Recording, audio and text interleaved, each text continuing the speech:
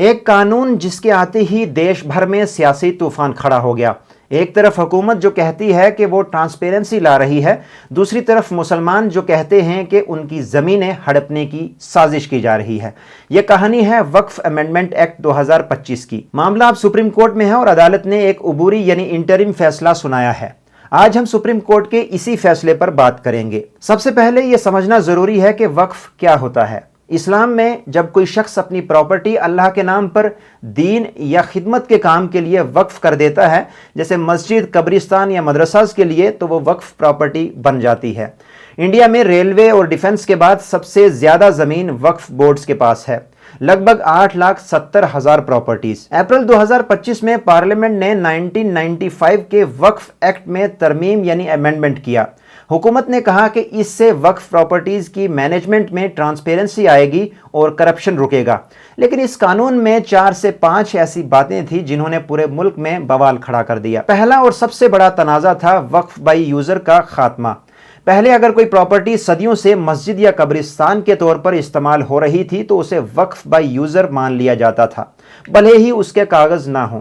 نئے قانون نے اس پروویژن کو ہی ہٹا دیا۔ کریٹکس کا کہنا ہے کہ اس سے وہ ہزاروں پراپرٹیز جو نسلوں سے وقف کے طور پر استعمال ہو رہی ہیں، ان کا وقف سٹیٹس ہی ختم ہو جائے گا۔ دوسرا تنازع ہے 5 سال کی شرط۔ نئے قانون میں لکھا گیا کہ صرف وہ شخص زمین وقف کر سکتا ہے جو کم سے کم 5 سال سے اسلام پر عمل کر رہا ہو۔ اس شرط پر زبردست اعتراض ہوا۔ کہا گیا کہ یہ شرط نہ صرف غیر ضروری ہے بلکہ اسلامی قانون کے بھی خلاف ہے۔ تیسرا تنازع بنا لمیٹیشن ایکٹ کا استعمال۔ پہلے وقف کی زمین پر کسی نے 100 سال سے بھی قبضہ کیا ہو تو وقف بورڈ اس زمین کو واپس لے سکتا تھا، لیکن اب نئے قانون کے تحت اگر کسی نے 12 سال تک وقف پراپرٹی پر قبضہ کر رکھا ہے تو وہ ایڈورس پوزیشن کے ذریعے اس زمین کا مالک بن سکتا ہے۔ کریٹکس نے اسے چور دروازے سے وقف زمینوں کو ہڑپنے کی کوشش بتایا۔ اس کے علاوہ وقف بورڈ میں غیر مسلم ممبرز کو شامل کرنا اور ڈسٹرکٹ کلیکٹر جیسے سرکاری افسران کو وقف زمین پر فیصلہ لینے کے اختیار دینے پر بھی سوال اٹھائے گئے تھے۔ انہی مدعوں کو لے کر 65 سے زیادہ پیٹیشن سپریم کورٹ میں دائر کی گئی اور 15 ستمبر 2025 کو چیف جسٹس کی بینچ نے ایک اہم عبوری یعنی انٹرم فیصلہ سنایا ہے۔ عدالت نے پورے قانون پر سٹے لگانے سے صاف انکار کر دیا، لیکن کچھ متنازع پروویژنز پر روک لگا دی گئی ہے۔ 5 سال تک پریکٹسنگ مسلم ہونے والی شرط پر سٹے لگا دیا گیا ہے۔ اس کے بعد سرکاری افسران جیسے ڈی ایم، کلیکٹر کو وقف پراپرٹی پر انکروچمنٹ کے فیصلے کرنے سے روک دیا گیا ہے۔ کورٹ نے کہا کہ یہ سیپریشن آف پاورز کے خلاف ہے، لیکن وقف بائی یوزر کے خاتمے پر اور لمیٹیشن ایکٹ کے استعمال پر سپریم کورٹ نے فی الحال کوئی روک نہیں لگائی ہے۔